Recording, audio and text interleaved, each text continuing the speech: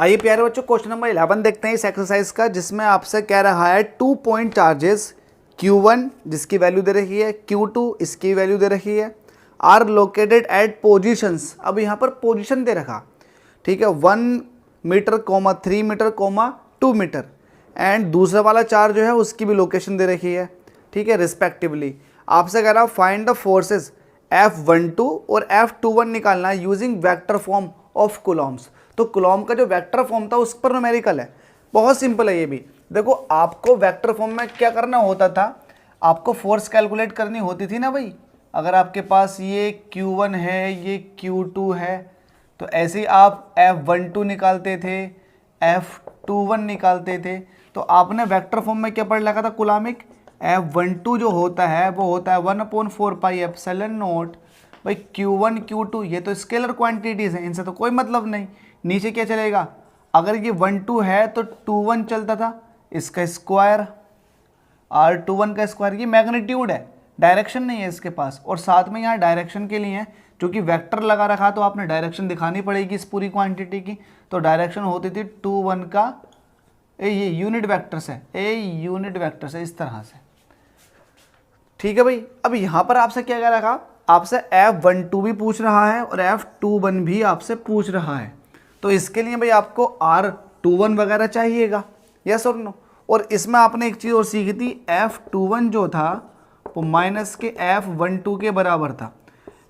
ये जो था ये न्यूटन्स थर्ड लॉ को फॉलो करता है, ये बात ध्यान रखनी है। Coulomb's law Newton third law को फॉलो करता है। Every action has equal and opposite reaction, ठीक है। तो यहाँ से एक बात तो सीखने के लिए ये मिली थी। तो अगर आपके पास F21 है तो ओबियसली F12 भी आपके पास आ जाएगा। तो कोई एक कैलकुलेट कर लेते हैं, F12 कैलकुलेट कर लेते हैं। तो पैरेलल लोकेशंस दे रखी हैं, उन लोकेशंस के हिसाब से आप वेक्टर लिखोगे। लोकेशन क्या है, चार्ज लिख देता हूँ। गिवन दैट में क्या है आपके पास, गिवन दैट Q1 की वैल्यू कितनी मेंशन कर रखी है यहाँ पर, Q1 की वैल्यू है 5 × 10⁻⁻6 कूलम, और Q2 की वैल्यू जो मेंशन कर रखी है वो है 3 × 10⁻⁻6 कूलम। अब Q1 की लोकेशन जो है वो है R1, दैट इज 1, देखो 1 मीटर, 3 मीटर, 2 मीटर, इस तरह से करके कोऑर्डिनेट सिस्टम में। तो इसका मतलब ये I को रिप्रेजेंट करेगा, ये J को रिप्रेजेंट करेगा, ये K को रिप्रेजेंट करेगा। इट मीन्स ये X एक्सिस पे है, ये Y एक्सिस पर है, और ये Z एक्सिस पर है। इस चीज़ का ध्यान रखना है आपको। तो इसको मैं I J K के रूप में लिखूंगा। तो यहाँ पर आ जाएगा I + 3J + 2K। तो ये आपके पास आ चुका है R1 वेक्टर, ठीक है भाई, ये R1 वेक्टर आ चुका है। इस तरह से मैं R2 निकालना चाहूँगा, तो ये तो आपके पास आ चुका है R1। और अगर मैं R2 निकालना चाहूँगा तो R2 कितना आ जाएगा आपके पास, ये आ जाएगा 3I + 5J + K, ठीक है भाई। ये आपके पास R2 निकल कर आ गया। ये आपके पास R1 मीटर में आ गया और ये R2 मीटर में आ गया। यूनिट मीटर में दे रखी थी। कोई डाउट है क्या इसमें, है डाउट नहीं। ये R1 आपके पास आ गया, ये R2 आपके पास आ गया। अब देखिएगा आपको निकालना क्या है। अगर F12 निकालोगे तब बताओ मुझे, या F21 निकालोगे तब बताओ मुझे। तो यहाँ पर किसी एक की वैल्यू सोल्व कर लेते हैं। चलो यहाँ पर सोल्व करते हैं, यहाँ पर निकालते हैं F21। क्या F21 कैलकुलेट करते हैं। तो F21 कैलकुलेट करने के लिए 1/4πε0 Q1 Q2 अपॉन R, या 2-1 है तो यहाँ 1-2 का स्क्वायर होगा, और यहाँ पर R⁻12 होगा। तो R⁻12 निकालो। R⁻12 निकालने के लिए आपको पहले R वेक्टर 12 निकालना होगा, क्योंकि आपको पता है ये यूनिट वेक्टर है। तो किसी भी वेक्टर का यूनिट वेक्टर निकालने के लिए उस वेक्टर का खुद को वेक्टर लिखोगे, वेक्टर, और उस वेक्टर को उसके मैग्नीट्यूड से डिवाइड कर दो तो यूनिट वेक्टर निकल कर आ जाएगा। एक बार फिर से, किसी भी वेक्टर का अगर आपको यूनिट वेक्टर निकालना तो उस वेक्टर को उसके खुद के मैग्नीट्यूड से डिवाइड कर दो तो यूनिट वेक्टर निकल कर आ जाएगा। तो पहले आपको यूनिट वेक्टर निकालने के लिए ए वेक्टर पता होना चाहिए ना। तो यस, ऐसे ही आपको R12 यूनिट वेक्टर निकालने के लिए पहले इसका वेक्टर फॉर्म तो पता चल जाए कि R12 है कितना। तो ये होता है R2 - R1, ठीक है भाई। R12 क्या होता है, R2 - R1। अब R2 की वैल्यू में से R1 को माइनस करो, मतलब I में से I माइनस होगा, J में से J और K में से K। ईजी है, तो माइनस करो R2 में से R1 को, तो 3I में से एक I निकालोगे तो 2I, 5J में से 3J को कम करोगे तो प्लस का 2J, K में से अब 2K को कम करोगे तो माइनस का K आ जाएगा। ठीक है, तो ये आपके पास आ चुका है R वेक्टर 1 2। ठीक है, अब आपके पास ये वेक्टर फॉर्म आ चुकी है। यूनिट वेक्टर निकालने के लिए इसका मैग्नीट्यूड भी निकालना जरूरी है, तो इसका मैग्नीट्यूड निकालोगे तो R12 का मैग्नीट्यूड को दिखाओगे आप इस तरह से। तो मैग्नीट्यूड निकालने के लिए जो वेक्टर दे रखा इसके में I J K इनके कोफिशिएंटों का स्क्वायर कर देते हैं। ये आपका 11th का पोर्शन है। ठीक है भाई, ये आपका आ चुका है इस तरह से। अब देखो 2 2 जा 4, 2 2 जा 4 और यहाँ पर आ जाएगा 1, तो 2 2 जा 4, 4 प्लस 4 प्लस 1, तो कितना हो गया 9, 9 का स्क्वायर रूट कितना होता है 3। तो यहाँ से वैल्यू कितनी आ चुकी है इसकी, R1 कैप की 3 आ चुकी है। इट मीन्स ये 3 आ चुका है। तो जब भी आपको यूनिट वेक्टर निकालना होगा, इट मीन्स अब मैं निकाल रहा हूँ R यूनिट वेक्टर 1 2, तो आपको होना R12 वेक्टर और इसके खुद के मैग्नीट्यूड से आपने इसके डिवाइड करना है। जब डिवाइड करोगे तो क्या आएगा, इसको मैं कहीं और दिखा देता हूँ, यहाँ तो जगह नहीं है, इस तरफ दिखाते हैं। ठीक है भाई, यहाँ मैंने इसको यहीं दिखाते हैं। तो आपके पास क्या हो जाएगा, R यूनिट वेक्टर 1 2, तो आप दिखाओगे R12 वेक्टर और इसका मैग्नीट्यूड 1 2 वेक्टर का क्या कर दोगे मैग्नीट्यूड। तो ऊपर क्या है, R12 वेक्टर आपके पास कितना था 2I प्लस 2J, तो 2I plus 2J minus K, इसको डिवाइड किससे करना है भाई बताओ, इसको डिवाइड किससे करना है, इसके खुद के मैग्नीट्यूड से। तो मैग्नीट्यूड कितना है इसका 3, तो ये आपके पास आ चुका है R यूनिट वेक्टर 1 2 जो कि आपको चाहिए था। तो आपके पास जब ये आ चुका है तो बाकी सब तो आ जाएगा। कैसा आ जाएगा, अब आपको F12 चाहिए, तो F21 चाहिए, 21 चाहिए, तो 21 के लिए 1/4 पाई एप्सिलॉन नॉट, इसकी वैल्यू होती है 9 × 10 की पावर 9। ठीक है, Q1 Q2, तो Q1 Q2 आपको दे रखे हैं, वैल्यू पुट करो 5 × 10 की पावर -6 इंटू 3 × 10 की पावर -6, तो ये आपके पास Q1 Q2 आ गए। नीचे क्या है भाई, नीचे है इसकी वैल्यू आपने पुट कर दी, Q1 Q2 की वैल्यू आपने पुट कर दी, नीचे है R12 का मैग्नीट्यूड और उसका स्क्वायर, तो मैग्नीट्यूड है 3 का स्क्वायर कर दो।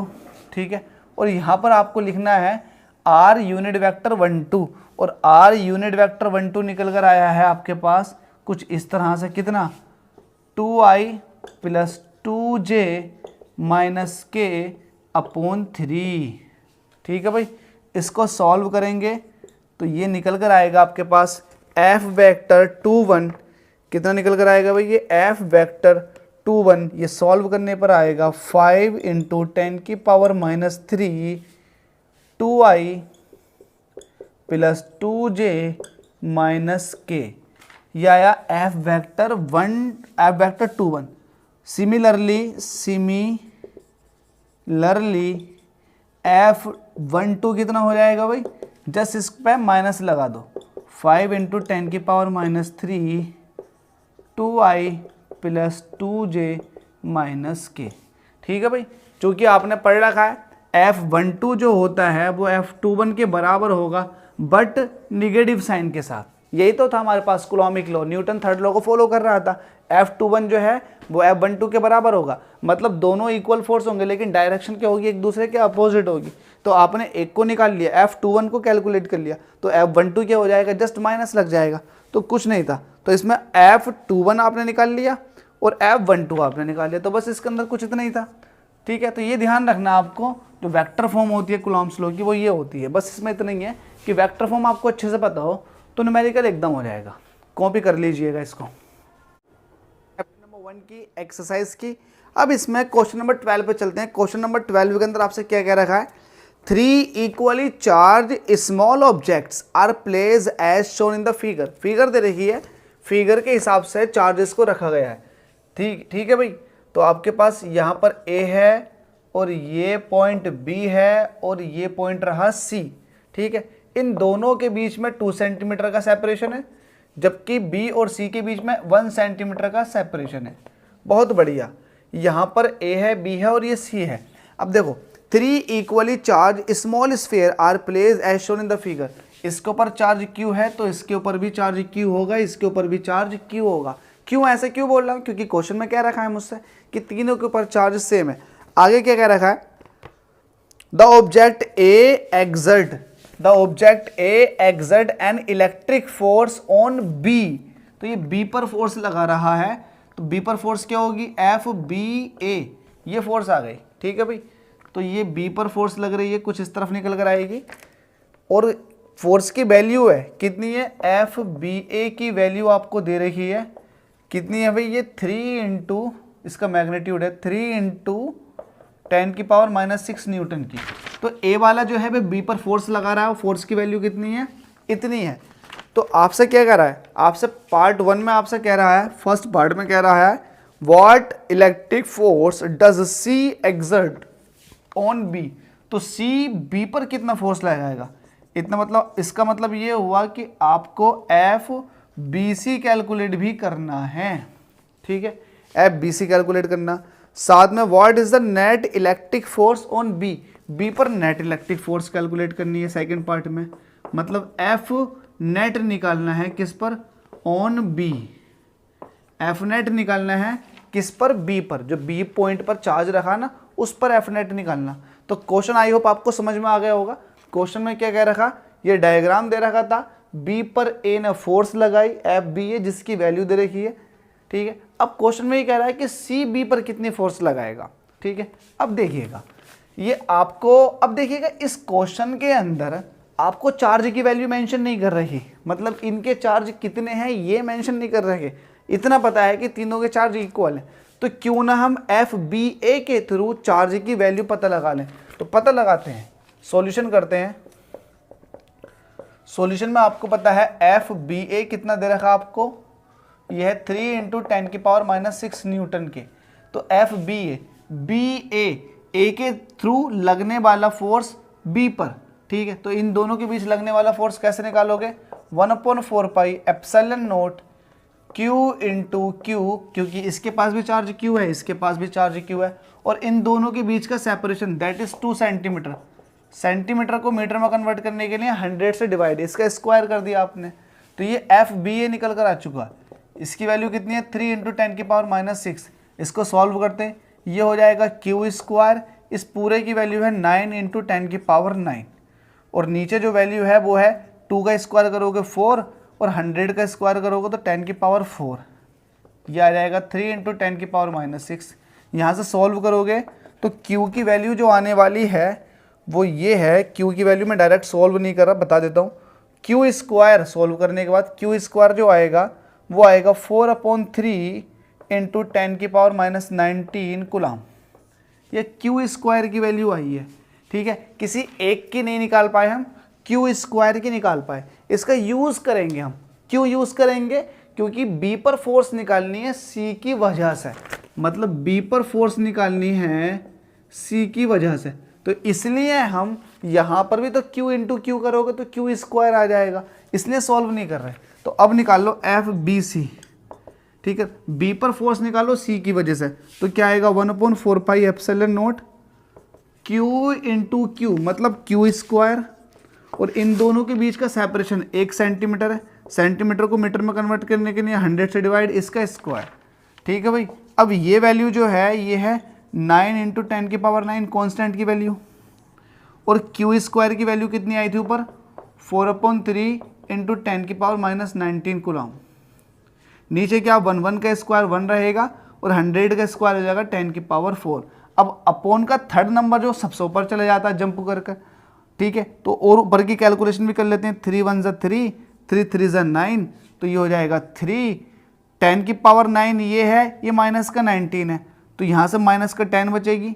ठीक है भाई, ध्यान रखना माइनस का 10, और ये 10 माइनस में बचेगी, तो यहाँ लिख देता हूँ माइनस का 10, और 10⁴ ऊपर जाकर प्लस का हो जाएगा। प्लस का तो है, ऐसे चला जाएगा। यहाँ से 4 भी बचा है तो यहाँ 4 लिख दो × 4, तो यहाँ पर हो जाएगा 4 × 3 = 12 × 10⁻⁻6। तो यहाँ पर जो आपके पास F, ये फोर्स कौन सी आई है? FBC आ गई। तो FBC की वैल्यू कितनी है? 12 इंटू 10 की पावर -6। तो भाई आपसे ये पूछा था पहले वाले पार्ट में कि FBC बताओ, जिसकी वैल्यू आ गई 12 इंटू 10 की पावर -6। तो 12 इंटू 10 की पावर -6, इसकी डायरेक्शन का पता लगाओगे तो ये कह दोगे, इसको यहाँ दिखा देता हूँ, FBC इज इक्वल टू आ जाएगा 12 इंटू 10 की पावर -6 एलोंग किस तरफ आएगा, इस तरफ आएगा, B से A की तरफ को, एलोंग BA। भाई B से A की तरफ को आएगा, इसके डायरेक्शन की तरफ को होगी B से A की तरफ को। अब आपसे पूछा है कि B पर नेट फोर्स बताओ। अब खुद सोचकर बताओ, इधर लग रही है 3 इंटू 10 की पावर -6, इसको आप कह सकते हो 3 माइक्रो न्यूटन, और ये हो जाएगा 12 माइक्रो न्यूटन। इधर लग रही है 3 माइक्रो न्यूटन की और इधर लग रही है 12 माइक्रो न्यूटन की, तो ओवरऑल फोर्स कितनी आ जाएगी भाई, ये लग रहा है 3 माइक्रो न्यूटन और ये लग रहा है 12 माइक्रो न्यूटन। तो ओवरऑल रिजल्टेंट फोर्स जो आएगी वो इधर को ही आएगी, वो भी 12 - 3 मतलब 9 माइक्रो न्यूटन की। तो आपको एफ नेट निकालना है ना, तो एफ नेट निकालना है, सेकंड पार्ट यहाँ सॉल्व कर रहा हूँ। तो एफ नेट निकालने के लिए क्या करोगे आप, बड़ी वाली फोर्स में से छोटी वाली फोर्स को माइनस कर दोगे। It means F B C में से माइनस कर दोगे एफ बी इस फोर्स में से, है ना, बी सी में से माइनस कर दोगे किसको, बी ए को, माइनस एफ बी ए। अब देखो बी सी की वैल्यू कितनी दे रखी है, 12 माइक्रो न्यूटन, और बी ए की वैल्यू कितनी दे रखी है, ये दे रखी है 3 माइक्रो न्यूटन। तो ओवरऑल जो आ जाएगी वो आ जाएगी 9 माइक्रो न्यूटन, और इसकी डायरेक्शन किधर को होगी, ओवरऑल जो रिजल्टेंट आएगा वो इस तरफ आएगा, क्योंकि इस तरफ लगने वाली फोर्स ज़्यादा थी। तो ये आ जाएगा अलोंग बी ए, अलोंग बी ए। यही आपसे पूछ रहा था, इजी क्वेश्चन था ये भी। भाई आपको न्यूमेरिकल समझ में आने चाहिए, मोटिव मेरा यही है कि आप एक एक न्यूमेरिकल सॉल्व कर लें। अगर ऐसा कर पाते हैं, हमारा उद्देश्य यही है कि एक एक न्यूमेरिकल सॉल्व कर लें, इससे कॉन्सेप्ट भी क्लियर होंगे और साथ में आप जो कॉम्पिटिशन की तैयारी करने वाले हो उसका बेस बहुत तगड़ा हो जाएगा, क्योंकि हम जो कॉम्पिटेटिव सेक्शन है उसको भी सॉल्व करेंगे।